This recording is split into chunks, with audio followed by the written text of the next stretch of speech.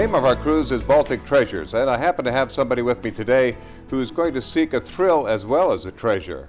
With me is Cheryl Moseley, and she's one of our guests on board Crystal Symphony for an exciting time here in the Baltic. Very Welcome. exciting. Thank you very much, and I'm thrilled to be here. Well, first of all, we're meeting on the bridge because I thought that would be an appropriate place here to be able to chat with somebody who's going to really seek some high adventure this cruise. This is going to be the biggest adventure of my life, to go up in a MiG-29 Russian jet fighter. Well, before we take off on the MiG, we have to go back a little bit. You're from Billings, Montana. Yes, originally I'm from Venice, California, and my husband and I moved to Billings, Montana in 1993 when he was recruited there as a neurosurgeon, and I'm a nurse assistant, first assistant, and so I assist him with all of his surgeries, and we went there in September of 93. And this is our 12th year anniversary. Well, congratulations. This month. Well, that's great. As a neurosurgeon, and you're a neurosurgeon nurse. Yes. Now that's a long ways away from the Baltic. Two different lifestyles really there. One that is obviously very intense, I'm sure, and you need to escape every now and then. We certainly do. We play hard and we work very hard. And this is the epitome of wonderful luxury to be on this cruise. Everybody has been very nice. The service has been wonderful. The food is great. It's a beautiful cruise, beautiful ship. We're thrilled to be here. Well, we're thrilled that you're enjoying it because you have done a lot of traveling. You've had an interesting life. You have worked in the poorest of areas with Mother Teresa, helping lepers. And tell us a little bit about what life was like there. Was this a pursuit to help people or a pursuit of adventure?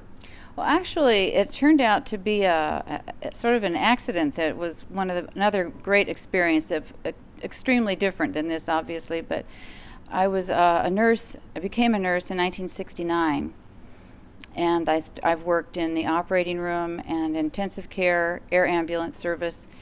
And I had some friends who invited me to go on a mountain climbing expedition because I also did a lot of mountain climbing, high altitude climbing, some rock climbing, but mostly high altitude climbing. And so they said this was in 1972, before Mother Teresa had the Nobel Prize.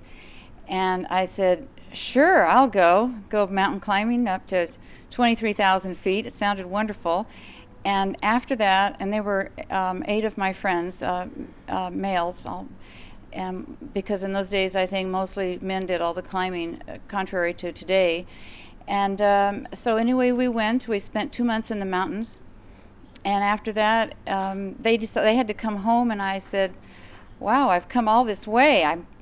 I don't think I'm ready to go home yet. So I went down from Nepal to India. And by accident, I actually ran into Mother Teresa's place in Calcutta, was not far from where I was staying. And being a nurse, I decided that would be a really wonderful experience. So I have worked with her several times, and the longest time was a few months in 1973. And it was, for me, it was the most moving experience that I have ever had in my life. And I love working with my husband, but it was... in India at that time, nobody really knew who she was. But people did know what leprosy was, and working with lepers, wasn't that a very dangerous thing, at least perceived to be at that time? Yes, it's much more under control today, but it is true. And so we just took a lot of precautions, and Mother Teresa, though, she didn't take any precautions. She didn't? No, she didn't. Just worked hands-on with the people. Yes, and I was the only nurse there. There were a lot of nuns, a lot of young nuns, and we would go out in the street and pick the people up. Actually, I worked not only in the leper hospital, which really wasn't a hospital, it was a home. I worked there and also in a home for the dying and destitute.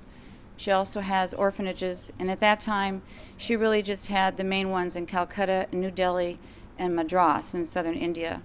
Now let's talk a little bit about some of your other travels. That was obviously just something that kindled the flame. Mm-hmm. And you have since then now, I have taken a peek, by the way, at your website. It's called Eye on the World. Eye of the World. Eye of the World, you're right. Eye of the World, .us. .us, and it is absolutely fabulous. Your photographs are very compassionate. Most of the ones I looked at and found the most interesting are the ones of people. Thank you. And I love that the most, too. You have a wonderful eye for people. Thank you. For me, in traveling, that is my greatest pleasure, is connecting with people. You know, I never just lift up my camera and point it at their face, but I enjoy most of the people that are on there. I actually spent a fair amount of time with. There was one village in northern India where I still go back. I haven't been back now in a few years, but over a period of about 25 years, I went there pretty frequently. And when I first went there in 1975, they had never heard of the United States, believe it or not. Wow. Yeah. Wow. They thought I lived on the other side of the mountain. Well, now, how did you happen to meet Dr. Moseley? When did he appear in your travels, or did that happen in the United States? No, in the United States. When I started nursing in 1969, he was still in medical school. To be a neurosurgeon, you can't even start practicing until you're 35 years old. Wow. It's a long schooling. And I was working at St. John's Hospital in Santa Monica, California, and I was working with a man who brought him into practice, Dr. Eric Ewell, and he had known him at UCLA, which is where John did his residency. So we met each other in 1979, which is when he came into practice, and we've worked together. You know, I was in and out of town a lot because I was still traveling a lot. And so he's always given me kind of a hard time about that and said it took me a year to even know who she was because all I saw was her eyes. What really prompted this experience was my husband and I were going to Nashville about 2 months ago, and I was looking to figure out what kind of shore excursion we could do.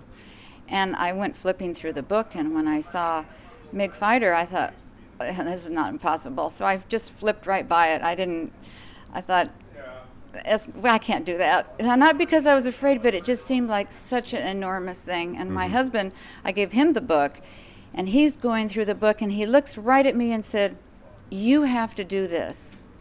On the MiG fight. On the MiG fighter, yes. Uh-huh. And so it's really because of him. And if you think of all the interesting coincidences, if President Reagan had not helped, you know, in Right. freeing Russia, had he not been President Reagan's doctor, had I not been with him, I may never be here. It's just, and then with my mother and father's great spirit in life, I just feel like it's that's wonderful. Yeah, it's such a treasure, and so this is my anniversary gift. Well, isn't that great? Yeah. It's your 12th anniversary? Mm-hmm. Fantastic. Now, you actually saw that, when you say the book, was it online or was it No, it's the brochure that Crystal's brochure. Crystal's brochure, Uh-huh. and you have a lot of wonderful excursions. Sure. A lot of them. Well, you know, when John Stoll and our shore excursion program, Land Adventures, decided to put that into the program, I'm sure that they weren't sure how many people were going to be interested. But the fact that you've been interested, and I understand some other people are now, it gives us great comfort in knowing that you know, we can push the envelope. Yes. People, but the spirit of adventure and what people want to do, that's why we're here. We want to help to complete dreams. And now this was a dream. Tell me something. What I'm curious about, are you thrill seeking to do this, or is it more of a spiritual opportunity? For me, I think most of my journeys in life have been a spiritual search. And when I say that, I mean in the inside of us. People have so many dreams that they never try to fulfill. And my husband and I see this daily in our work, where people will say at the end of their life, because we do see a lot of death, and they say, and the families say too, if only I would have done this, and if only I would have said that. So, and at one point for me, my mother had breast cancer. I thought I would be taking care of my father, and I thought, and this is when I was quite young, I thought I really would love to see the world, and I don't mean just you know, a normal way that you would travel as a tourist. And I didn't have that much money then, so I would travel with my backpack, and everything became an inner journey for me, and it's still that way. Well, whether it be perhaps getting in a hot air balloon and floating over Stockholm, that's one way to realize your dream, or whether it be climbing into a MiG-29 and going 60, 70,000 feet over Moscow or Russia, that's another way to pursue your dreams.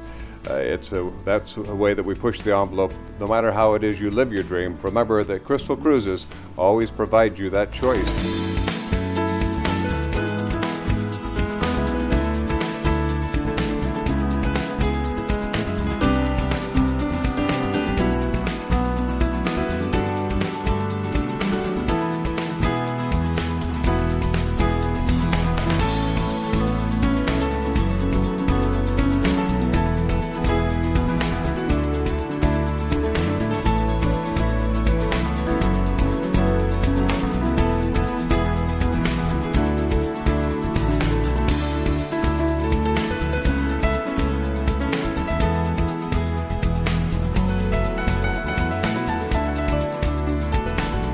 My mom and dad and John and me, this is 1942 when they married, and 1993 when we married.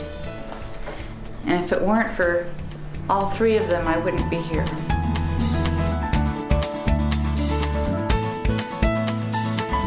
Okay, here's my MiG-29.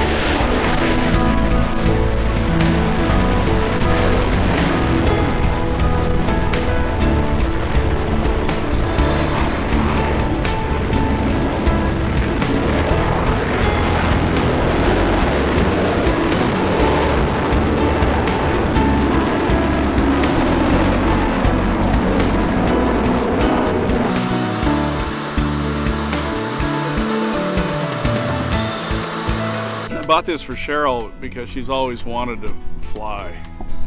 I'm grateful. It's been a great cruise, nice people, great ship.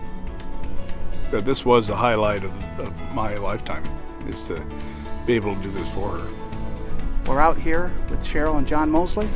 Cheryl is currently airborne, about 700 miles an hour above us, doing some aerial stunts on the MiG-29. She looked happy going out. I hope she's as happy coming in.